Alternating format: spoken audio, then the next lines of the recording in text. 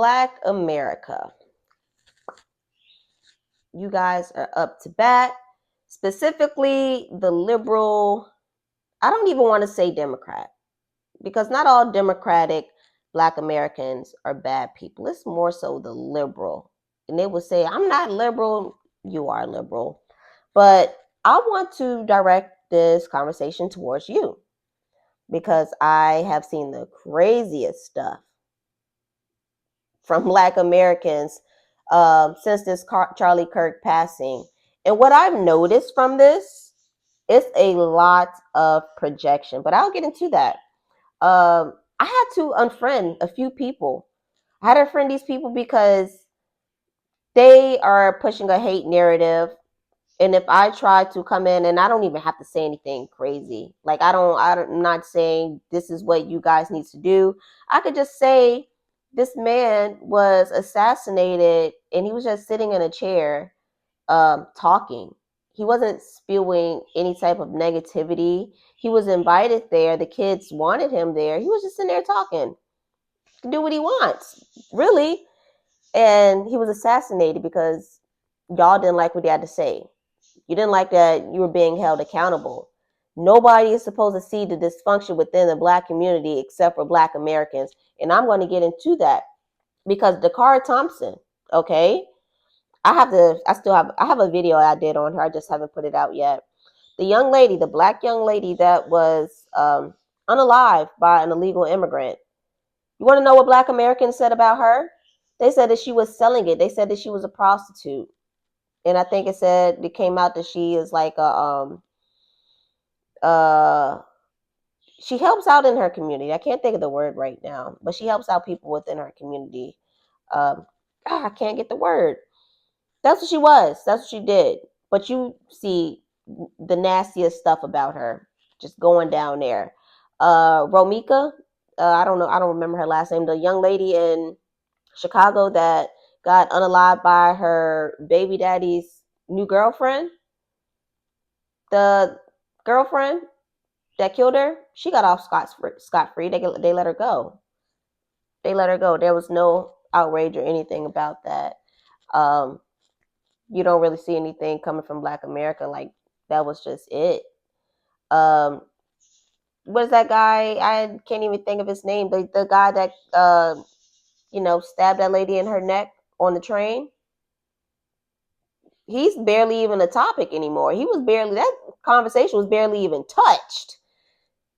That was barely touched, but became a racial rhetoric, and they said that he had mental health issues that he was dealing with. Okay. But what I found so interesting, Black Americans that love to call white people racist, white supremacists. You'll say the craziest stuff about white people. The craziest. You call them clear people. You call them whitey people. But when a white liberal is saying the same thing that you're saying about somebody that's Black, oh, that's cool. That is cool. And that's because they're on code. And you're being a good house Negro. You're being a good house Negro. That's what I look at it as. You're following what the white liberal is telling you to do. So you're one of the good ones. Me, I'm looked at as the one. They call me the coon because I can't be controlled in my thinking or what I say. And no matter how many hate words you throw at me, it's bouncing off of me because I have the armor of God on me. Y'all cannot trick me. You cannot manipulate me. You cannot do any of that stuff to me. And that bothers Black Americans who still have a weak mindset. What I found really disgusting. Oh, he got unalive, assassinated by one of his own. So you're cheering for that because this time it wasn't a Black person. This time it's not Black on Black violence. This one time it's not Black on Black violence. That right there, if that isn't the biggest projection and shows how much chaos is within the community, that this time, finally, Finally, it's not us. This is something that you all are excited for. I wouldn't be surprised if they were having parties that this time it wasn't a black person that did this. And black people aren't dumb enough to get involved in political violence anyways. Especially if somebody of Charlie Kirk's stature, you're not getting involved in that. Like I'm not even sorry. That's just what it is. Black people aren't going to get involved in that. Black people are going to, attack each other. They're going to verbally attack each other. They're going to physically attack each other. They don't care if you're somebody's grandma. They don't care if you just dropped your child off to school. They don't care if they're shooting a young child, not even 5 years old. That's cool. But this time, oh my gosh, it's finally not us. That is chaotic. And that just goes to show how bad it is within the black community. And I don't even know if I should say black community, nigga community. And it's embarrassing. It's embarrassing that a lot of you are showing how ignorant that you really are. And, you want to prove yourself so much to be intelligent and know what you're talking about and be involved in politics. And you're just proving how not smart.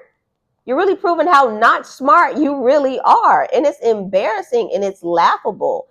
People are laughing at you. They're not congratulating you. They're laughing at you. And how much do you guys want to bet that 9 times out of 10, or shall I say 10 times out of 10, these people are clocking in to their white tea or clear people's job? That is really insane. And you call white people racist or white supremacists. You're the only one that's spewing the hate rhetoric along with white liberals. That is really crazy. And I'm not even trying to convince anybody of anything because they're never going to agree with me. I'm always going to be called a coon because I don't think like how they think. And I don't want to. I will say this a million times. I don't want to think like that. I enjoy being a free thinker. I enjoy knowing that I am not a slave. I was never a slave. I will never be a slave. Like I enjoy that. And I don't like I found one or two slaves within my family bloodline. I think it was like one on my dad's side of the family. And I was a young child. And I don't even think that black people, like, they know that you're not going to open up a book and really study your own history. So they're able to tell you your history. You guys don't even know your own history to know enough that there were black slave owners in the South. I think it was like 3 to 4,000 black slave owners in the South. Not only that, 8 million white Americans lived in the South. Only 349,000 of them owned slaves. And out of that 349,000, I believe a small portion of them were abusing their slaves because, slaves, they were labor. So they want their slaves in good shape. But I believe, like in every group, there are bad seeds. But those bad seeds made the story more juicy. So they're going to tell you the negative side and you're going to fall for it. They're using these people. Oh my gosh. They're using these rhetorics. Look, the enemy trying to stop me from talking. They're using these rhetorics to prey on you. And they know every time they bring it up, it's going to get you excited. It's going to get you excited. It's going to get you mad. And it's going to keep you at a lower level. You guys in 2025 are going to teach your kids these wrong narratives. They're going to teach their kids the wrong narrative. And then so on and so forth. We're never going to get rid of the word racist or white supremacy within this country because it's ignorant people that are passing it along. And hopefully one of those kids are like me do my own research and be like, well, how come we're still talking about this, and let's say it's the year 2040? Why didn't you do anything to stop it? Like, come on now. Come on. But yeah, I was really upset that I had to cut off one of my friends. He was cool. I liked him. But how are you going to call me a coon? Because I'm telling you facts and I'm showing you these facts. I'm backing up what I'm saying. I'm showing you videos. I'm sending you screenshots of like articles, XYZ. But I'm the coon. And you want to know something? I just thought it was really interesting how my 16-year-old pointed out how there's no riots, there's no looting, we're not burning down cities. Everybody's coming together in unity, the ones with sane minds.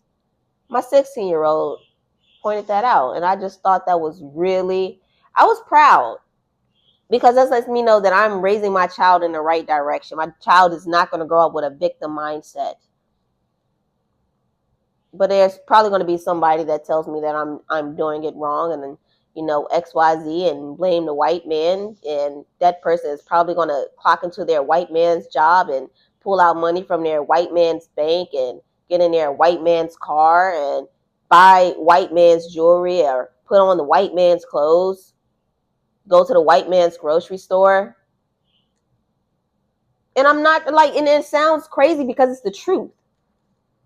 A lot of y'all are allergic to the truth and accountability. And you're going to forever be behind. You're going to forever be the laughing stock of the world. But I don't know. I could be wrong about this. You guys let me know your thoughts and opinions on this. Be sure to, there it goes again. Be sure to like, share, and subscribe. I will talk to you guys in the next one. Peace.